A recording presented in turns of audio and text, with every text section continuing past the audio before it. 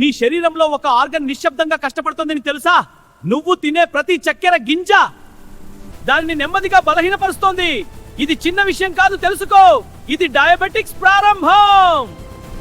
నేను ప్యాంక్రియాస్ ని ఇన్సులిన్ ఇవ్వాలి, కానీ నువ్వు షుగర్ ఎక్కువ తింటున్నావు. బ్లడ్ లో షుగర్ పెరిగిపోతుంది, సెల్స్ తీసుకోలేవు. ఇదే డయాబెటిక్స్ కా? నన్ను ప్రెషర్ ఎక్కువ పెడితే నీకే ప్రాబ్లం కదా వన్నా. నేనే గ్లూకోజ్ ఎక్కువగా ఉంటే నీ బాడీలో నేనే సమస్య అవుతా. సెల్స్ లోకి వెళ్ళలేకపోతే బ్లడ్ లోనే తిరుగుతా. అదే ప్రమాదం నీకు. అందుకే షుగర్ లిమిట్ లో తీసుకో, అర్థమైందా? ఇన్సులిన్ లేకపోతే నేను షుగర్ తీసుకోవడం కష్టం రా బాబూ. ఎనర్జీ రాదు. నువ్వు యాక్టివ్గా ఎలా ఉంటావు?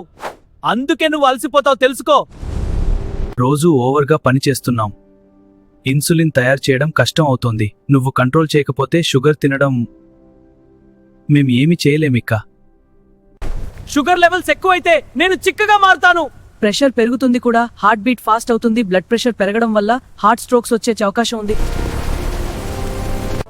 నువ్విప్పుడు జాగ్రత్త పడితే నేను మళ్ళీ బలంగా పనిచేస్తాను, లేదంటే ఒక్కో ఆర్గాన్ నెమ్మదిగా నాశనం చేస్తాను.